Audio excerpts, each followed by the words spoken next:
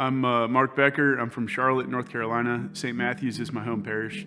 I'm a pre-theologian, which means my time here at St. Joseph's was shortened because I went to college beforehand. I went to Embry-Riddle Aeronautical University, graduated in 2013. After that, I worked as a flight instructor for about a year while I was trying to enter the Marine Corps.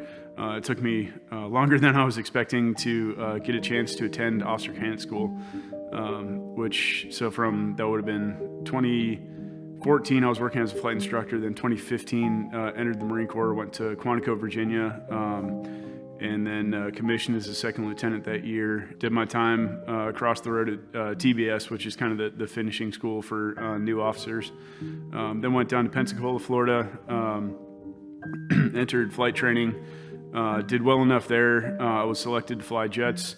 Then I went to Kingsville, Texas, supposed to be for a period of 10 months. I would leave 4 years later. So several different delays happened, but eventually began the training, enjoyed it, it went well.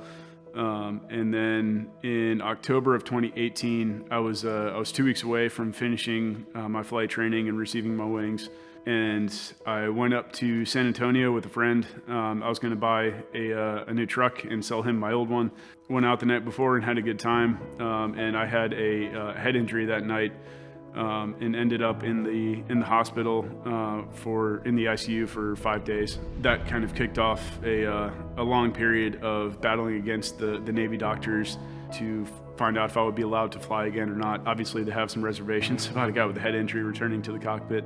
During that time, it was about a year and a half where I was just sitting there trying to move forward. God used the first several months of that to kind of reorder inside of me some things that needed to get reordered, get a steady prayer routine, the morning prayer time that I don't break for anything. After several months of that, then the nudges for a possible vocation started coming. Ignored it as long as I could. I just wanted to be a fighter pilot and get married and start a family, and that was the goal I was charging towards. After I finally started moving forward in that direction, the doors started flying open.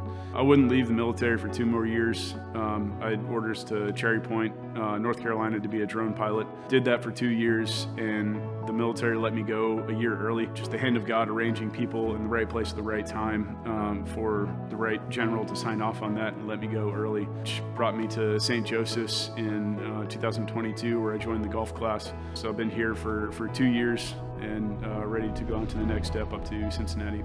And so my older brother, Father Becker, he was in seminary for a few years when I was a Marine Corps officer, and then he was ordained.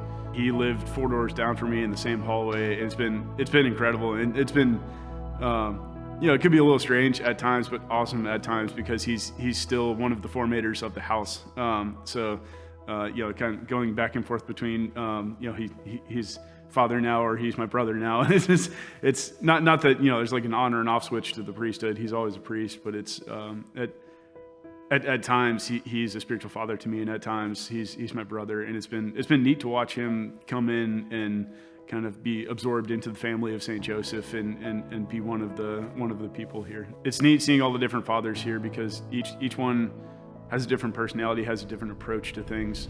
All of them have in common, actually I'm stealing this from a homily of Father Bittner, of the shepherd needs to smell like the flock, which is true in a certain respect, but misses the starting point of a shepherd needs to smell like the shepherd.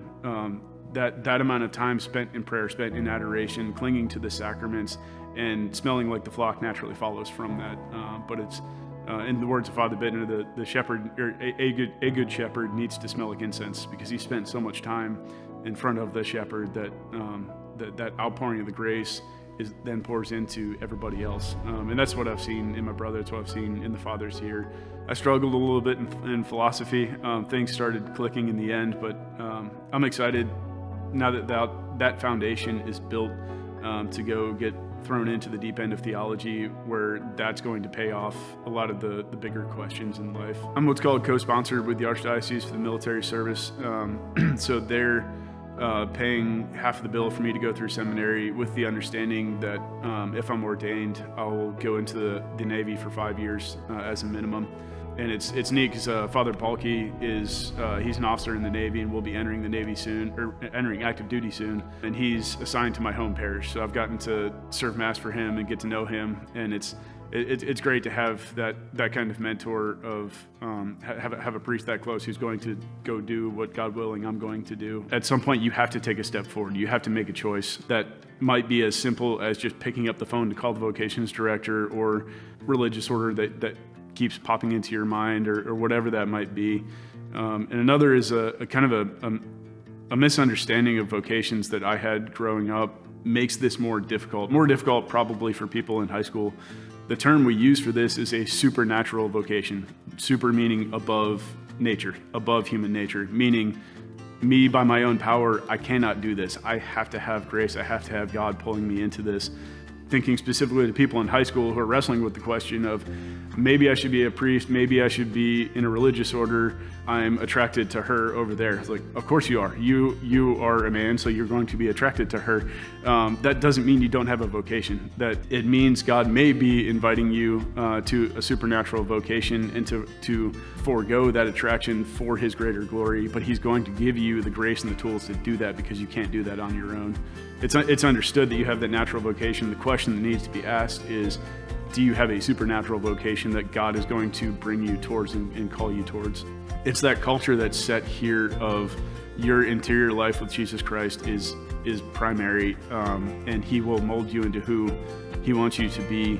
And that's, we have, from our spiritual director to our external formators to our horarium or our schedule throughout the day, we spend a lot of time in prayer each day, and that's by design, and it works. You see guys coming in at 18, 19, 20 years old, and when they go out the door after 4 years, they're a totally different person, and that's God going to work in this environment. It's beautiful to be in the cheap seats and watch.